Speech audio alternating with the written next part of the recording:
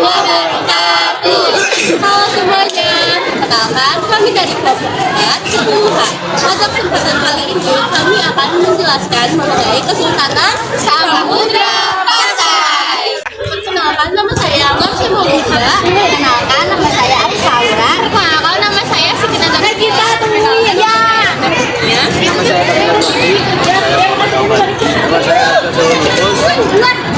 Selamat menonton videonya.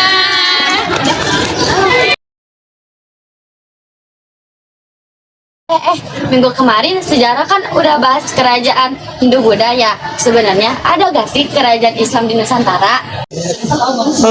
Bener sih, aku juga kepo. Mau tahu aja apa mau tahu banget? Jelas ada dong. Emang iya ya. Salah satu kerajaannya apa deh? Ada dong, salah satunya itu Kesultanan Samudra Pasai. Emang iya ya, Kesultanan Samudra Pasai itu kerajaan Islam ya? Kalian lagi ngomongin Kesultanan Samudra Pasai ya? Iya. Mau ikutan dong, sini. Samudra Pasai itu emang kerajaan Islam ya? Betul banget. Kalian tahu nggak sih? Samudra Pasai itu kerajaan Islam pertama yang ada di Nusantara, yang terletak di pesisir utara Sumatera, berhampiran Lok Sumawe, Aceh, dan berdekatan dengan Selat Melaka. Sebenarnya nama Samudra Pasai itu asalnya dari mana sih? Jadi, katanya Samudra Pasai itu berasal dari dua kata, yaitu samudra dan pasai. Kata samudra itu berasal dari bahasa Sanskerta yang artinya untuk laut. Lalu kata pasai sendiri itu berasal dari bahasa Persia yaitu parse atau pase. Dikarenakan pada zaman itu banyak saudagar-saudagar muslim dari India dan Persia yang dulu dikenal dengan nama Gujarat datang ke Nusantara. Wow, ternyata Samudra Pasai itu keren juga ya. Udah bel nih. Yuk kita balik ke kelas. Nah, teman-teman semua, kalian pasti ingin tahu kan mengenai informasi lebih lanjut tentang sejarah Kesultanan Samudra Pasai. Jadi, sejarah awal pendirian Samudra Pasai itu sering dikaitkan dengan Najimuddin Al-Kamil. Sebenarnya siapa sih Najimuddin Al-Kamil itu? Ia merupakan laksamana laut dari Mesir yang diperintahkan oleh Kesultanan Mamluk untuk merebut pelabuhan di Gujarat. Nah, Najimuddin Al-Kamil itu lalu mengangkat Prasilu sebagai pemimpin pertama nih dari Kesultanan Samudra Pasai pada tahun 1267 Masehi. Setelah Prasilu itu memeluk Islam, ia itu memakai gelar Sultan Malik As-Saleh dan ia memerintah sampai tahun 1297 Masehi.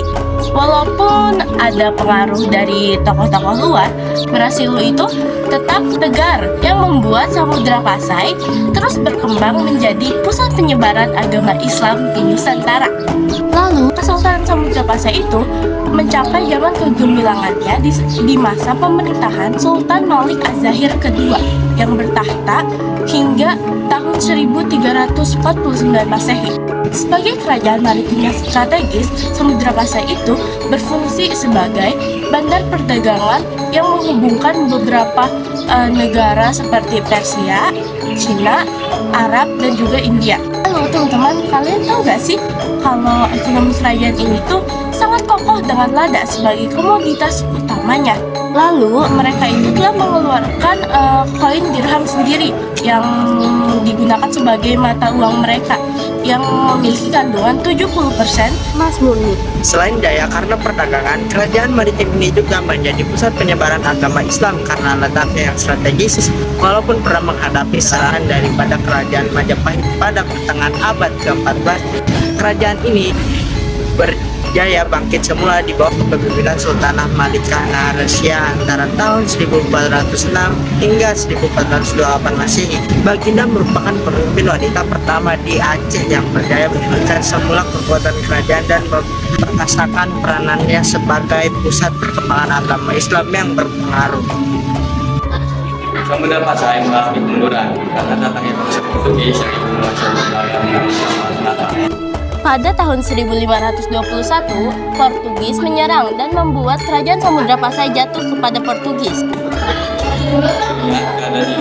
Kerajaan Aceh Darussalam di bawah pimpinan Sultan Muhayyad memanfaatkan kesempatan untuk memperluas wilayah kekuasaannya. Pada tahun 1524, Aceh menyerang Samudra Pasai dan berhasil mengusir Portugis dari wilayah tersebut. Setelah kemenangan itu, Samudra Pasai tidak berdiri sebagai kerajaan sendiri lagi karena wilayahnya resmi menjadi bagian di Kerajaan Aceh Darussalam.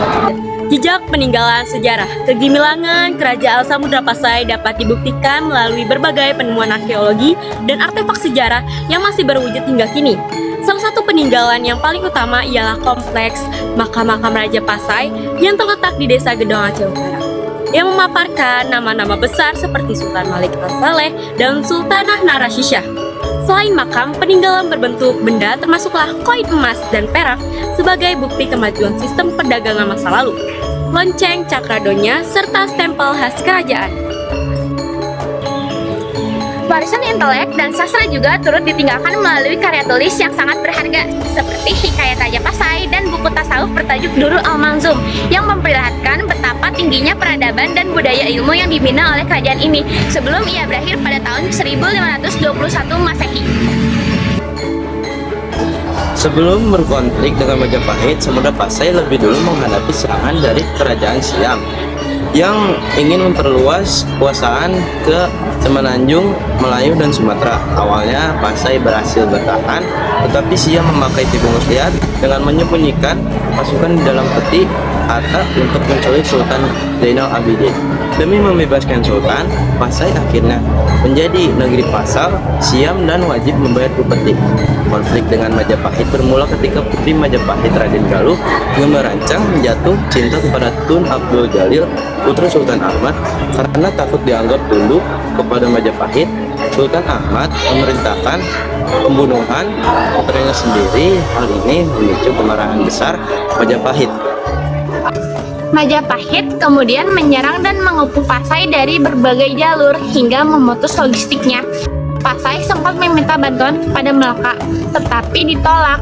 Akhirnya Samudra Pasai kalah dan masuk ke wilayah kekuasaan Majapahit yang menjadi awal kemundurannya, kemudian digantikan oleh Kesultanan Aceh. Nah, teman-teman, dari video yang sudah kalian tonton pasti dapat ditarik kontekstualisasinya kan? Sebagaimana Samudra Pasai pernah berjaya karena mampu memanfaatkan kekuatan maritimnya. Pasti Indonesia juga akan memiliki peluang besar untuk menjadi poros maritim dunia. Kita belajar bahwa laut bukan sekadar pemisah antar pulau, melainkan penghubung peradaban, perdagangan, dan kemajuan bangsa. Dengan pengelolaan wilayah laut yang baik, pelabuhan terhubung, serta jalur pelayaran yang aman, kami percaya bahwa Indonesia terus melangkah menuju masa depan maritim yang kuat dan berdaya saing di dunia internasional.